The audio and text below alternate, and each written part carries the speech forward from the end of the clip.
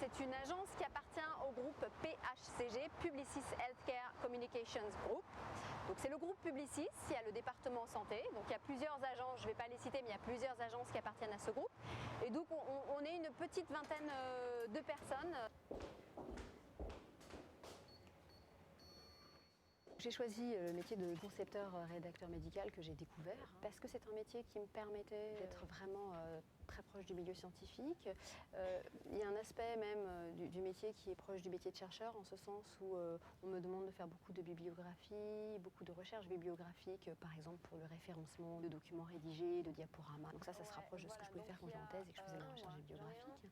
Et puis il y a tout l'aspect travail d'équipe et communication que je trouve enfin, parce qu'évidemment on a beaucoup d'interactions les uns avec les autres, que ce soit avec les chefs de projet, les chefs de pub, la créa, parce que les projets ils appartiennent pas à une personne, c'est que ce sont des briques et qu'en fait c'est toutes les briques ensemble qui font le dossier final. Ce document là, en fait, c'est pour l'article sur les stomies. Les profils des personnes qui travaillent ici en agence sont très variés. Il y a des scientifiques, il y a des commerciaux, c'est très variable. Et les rôles de chacun sont à la base assez définis parce que chacun a son titre. Néanmoins, il y a beaucoup d'échanges et beaucoup d'aides et chacun est un petit peu multitâche. Au moment de la licence, j'ai fait un magistère de biotechnologie.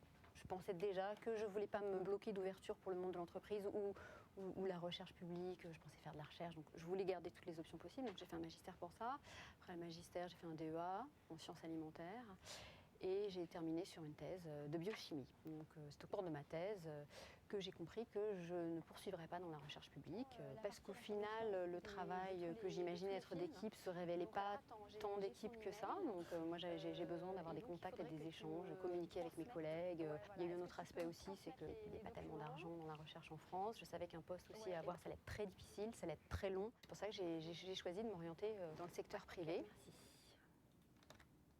J'ai voulu avoir une expérience en tant qu'ingénieur technico-commercial. Donc c'est pour ça qu'en fin de thèse, j'ai pris contact avec des sociétés qui recrutaient. Et j'ai eu 2 postes différents, mais au total, j'ai dû avoir une expérience d'à peu près 1 an, qui m'a beaucoup enrichi, qui m'a beaucoup appris sur la communication, le monde de l'entreprise.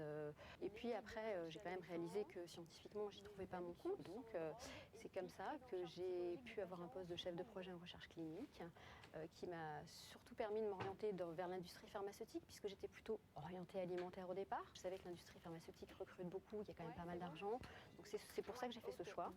Ça fait 2 ans bientôt que je suis au sein de cette même société. Et au total, comme concepteur-rédacteur médical, ça fera 2 ans et demi. Donc effectivement, j'envisage d'évoluer, peut-être au sein de cette société. Je sais qu'il va y avoir des changements, donc il y aura peut-être possibilité de changement de poste, d'évolution.